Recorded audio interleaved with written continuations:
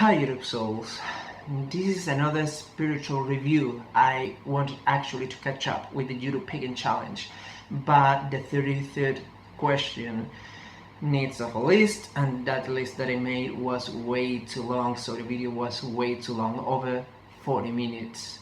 And I think I'm gonna record or try to record tomorrow now that I have remade the list. So I will try to make something quicker, which is spiritual review, and this time is time for... Do you recognize this?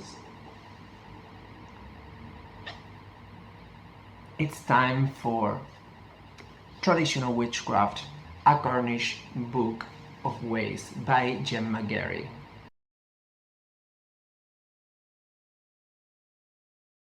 So, after months trying to finish this, I have finally finished. It was last night, and now I want to review it and tell you what I think about it.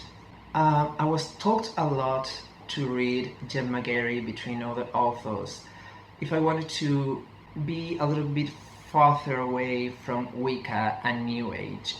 By the way, yeah, I have purple fingernails, long story, they should be black, but long story. And I have found my amethyst ring.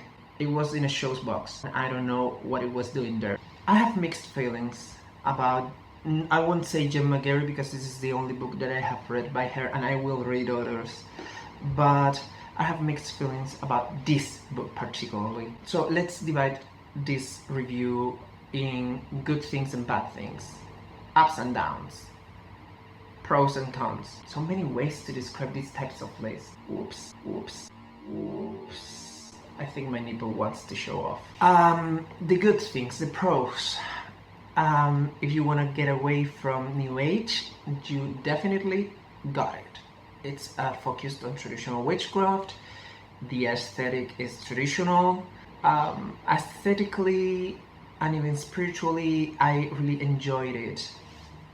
Also, it has a lot of formulas of things, of rituals, of tools, depictions that I will definitely find useful. Also, for general knowledge, they definitely dig into, or she definitely dig into Cornish folklore, the buka, traditions that can come from the Cunning Folk, from Cornwall and West County, many things that I didn't know about the folk creatures or the fairy folk.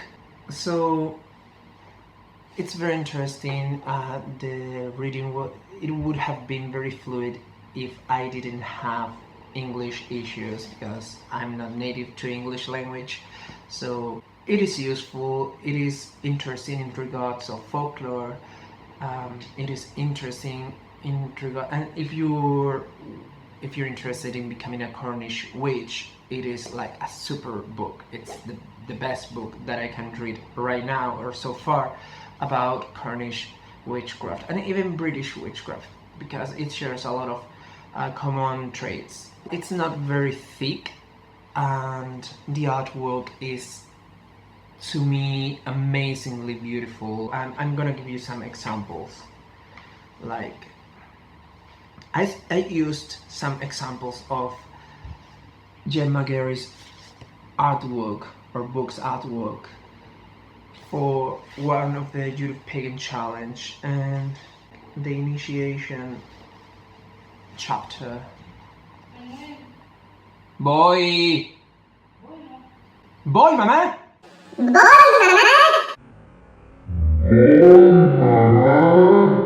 Nice.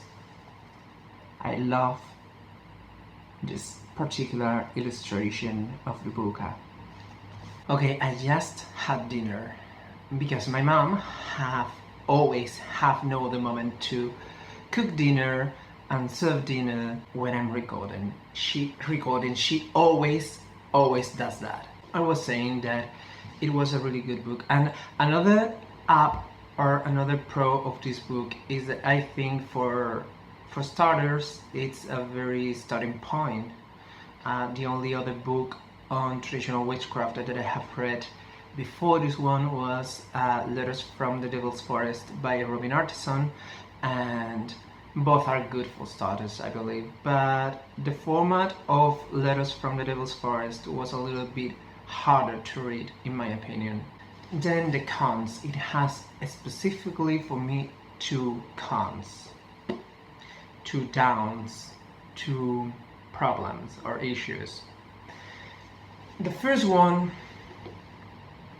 is that I had to actually skip some parts, not because they were boring, but because they were pure formulas for making incense or for making stuff, and they were so specific that I was so sure that I wasn't going to use them, that I skipped them.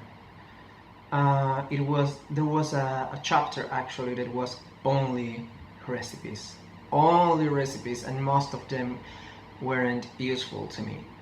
Also, the thing that I disliked the most is that I think she's still traditional witchcraft pretty much, but she filling the gaps with more Wiccanish and New Agey elements that she would like to admit. And that doesn't mean that this is a New Age or Wiccan book. I just think that she uses more elements that she really admits and her followers really admit. In conclusion, it's a very good book. It's not for everyone.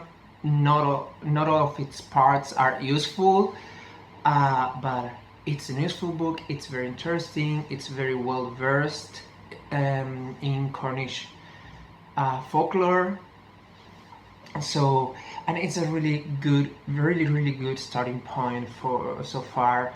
I'm really glad about the 2 books that I have read first as a starter in traditional witchcraft, because they're really easy to go.